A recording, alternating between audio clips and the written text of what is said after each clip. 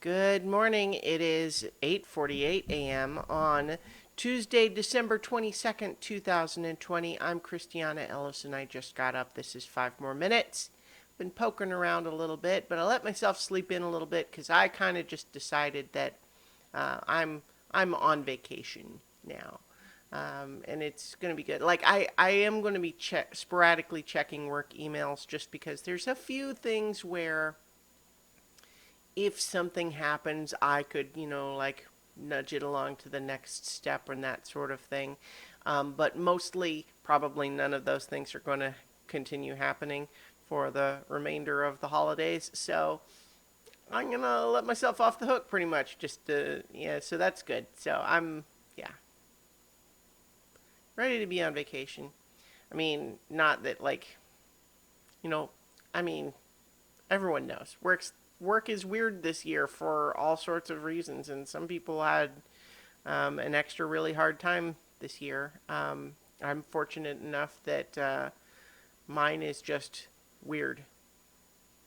Um, but yeah, in any case, though, that's kind of where I'm at today. I have some audio that I need to record for a pseudopod reading, and I need to prepare for tonight's so many levels. You know what? Maybe I'll talk a little bit about that. One of the interesting things that sometimes happens when you're running a campaign for a tabletop role playing game like Dungeons and Dragons is that you find inspiration in unexpected places sometimes. Like, for example, without getting into like spoilery sorts of details, something that happened as I was planning for the upcoming episode is that I was thinking, okay, well, I'm going to have the party go to this location, and I'm pretty sure I want to have this type of an encounter there.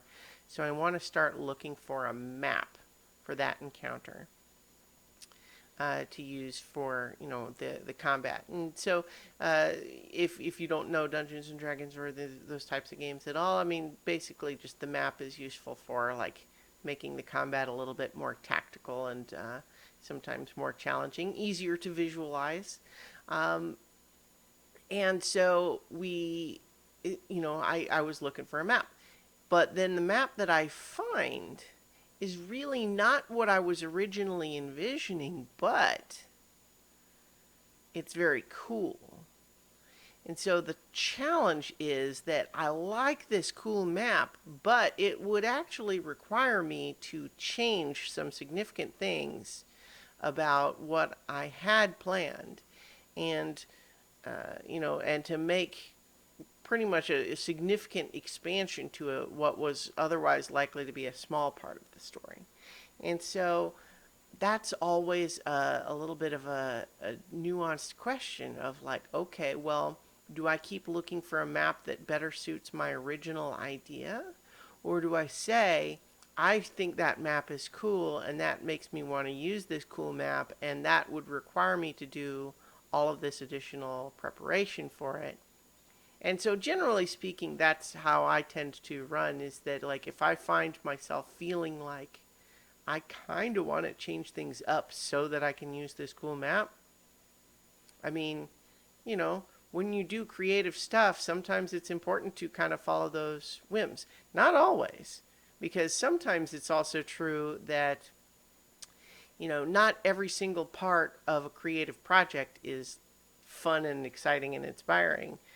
Sometimes you have to do the hard work, and sometimes the idea of an inspiring whim is actually your brain's way of trying to avoid doing the hard work. So sometimes you need to be able to recognize, it's like, is this distraction slash procrastination or real inspiration?